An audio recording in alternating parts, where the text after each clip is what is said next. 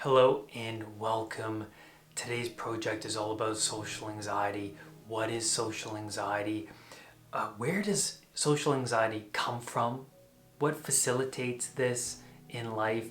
And what are the tactics, strategies to breaking social anxiety and becoming the confident person you look up to and strive to become?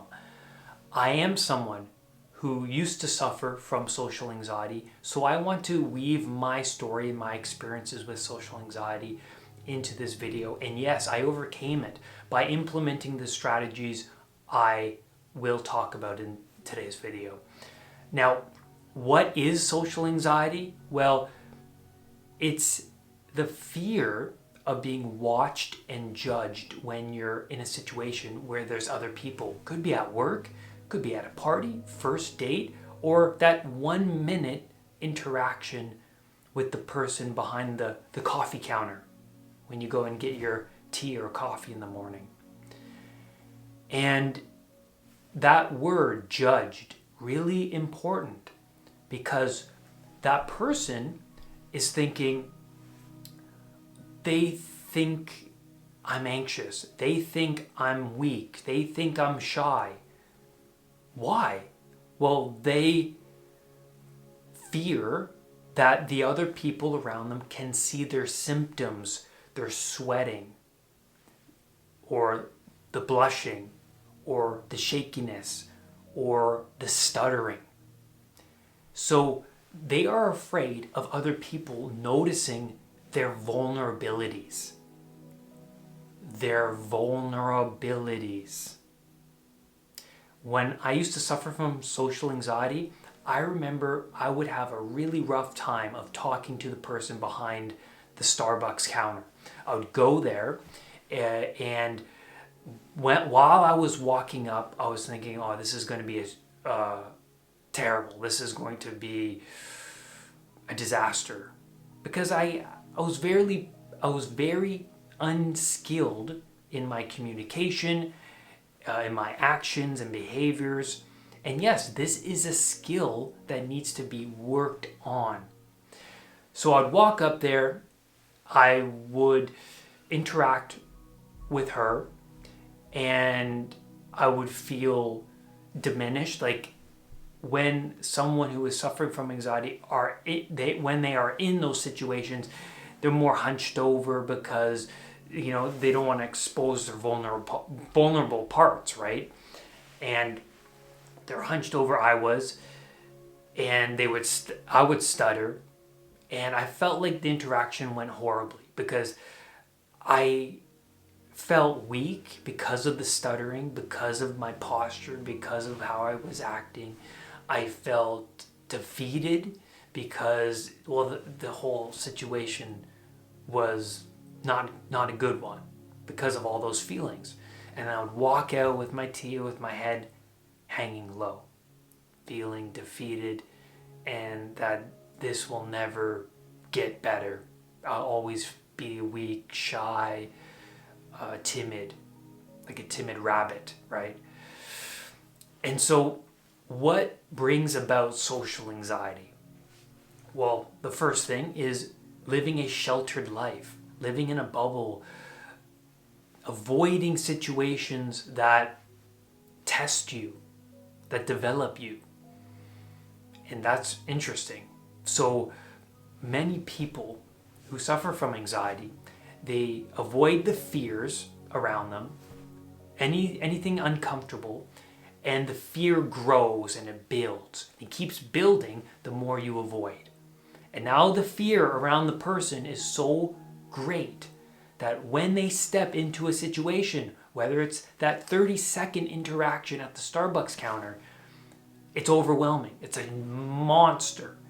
Just like what happened to me. The next thing I want to touch on is past traumas can weigh you down and build upon your poor beliefs. You might have had many situations, high school, college, you were bullied, or maybe there was a health crisis, or maybe someone in your family died, you were in an accident. There's many traumas. An embarrassing moment, I don't want to say little because trust me, nothing is little. An embarrassing moment is traumatizing, and it builds upon the weight that you're carrying around. So now that you're older, you're carrying around so much weight and baggage that your anxiety system is continuously active because there is so much unresolved baggage, right? We want to resolve, the unconscious mind wants to resolve this baggage. And if it's not resolved, the anxiety response remains active because it's saying, hey, Brad, there are many unresolved threats, situations, problems that you haven't dealt with. Pay attention to me, pay attention. And then you suppress it, you repress it, and you continue to live anxiously. But because you're living anxiously, you're overly sensitive. And when you go to that Starbucks and you have that 30-second interaction, it's a monster. Something that, you look at other people, how are they interacting with that person? And I'm having a horrible time of it.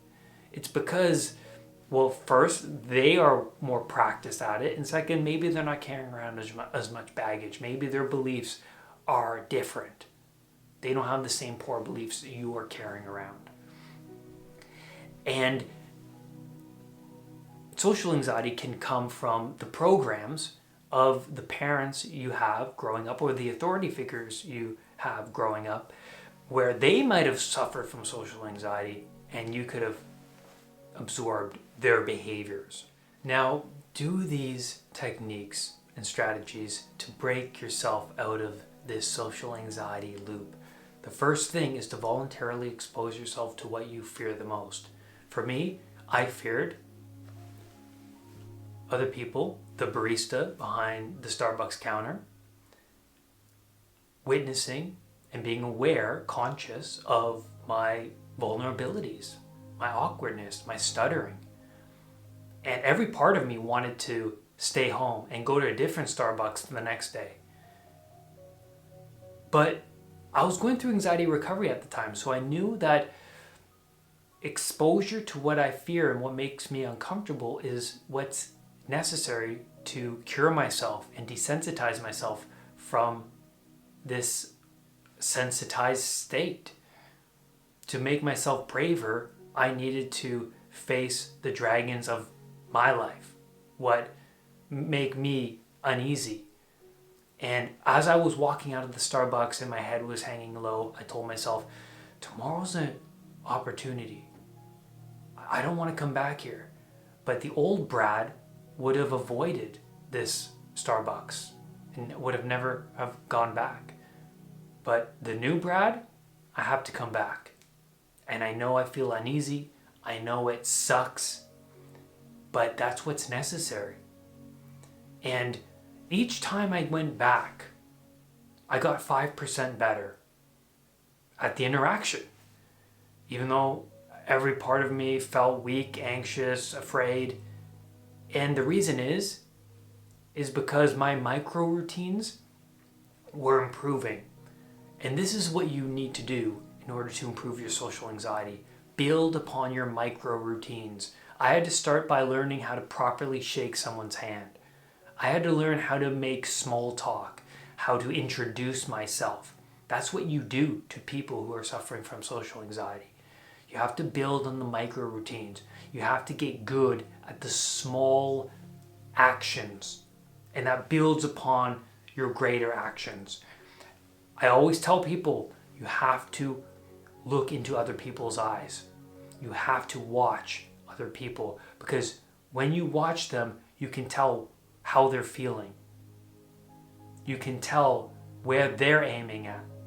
And you start to become aware that, hey, I can look into other people's eyes and I won't die. And I won't fall into a catastrophic state.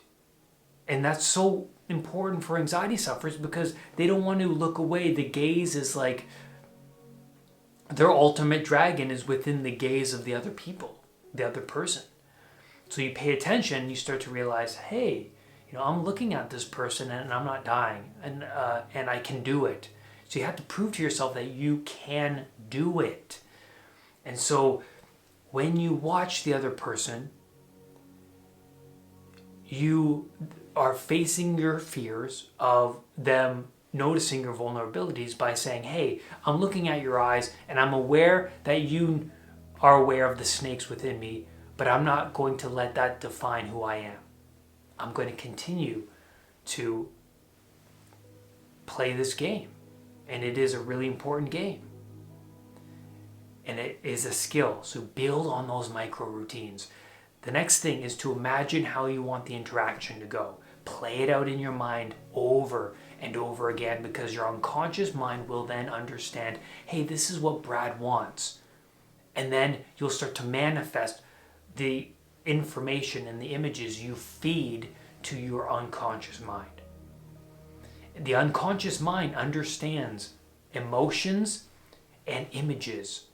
So play it out in your mind's eye, because the unconscious mind doesn't know the difference between what's real and what's imagined.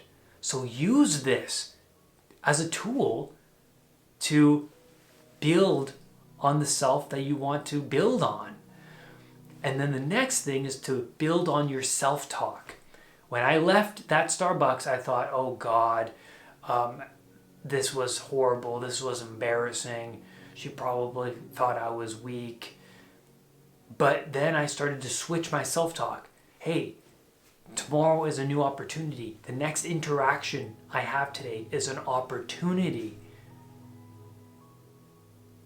And while I was walking into that Starbucks the next day, feeling anxious, I thought to myself, this is a challenge. Let's go, Brad. Get your butt into gear. Let's get this done. And that's where I'm going to leave you on today's video. Thank you so much for being here. Make sure you write down all of the information I talked about today. You implement these tools and techniques. They will help you, I promise. But you have to put in that work. You have to do the heavy lifting. Do not let anxiety define who you are. I will see you on the next video. Bye for now. Make sure you hit that subscribe button and that bell so that whenever a new video of mine appears, you will be one of the first to know. Namaste.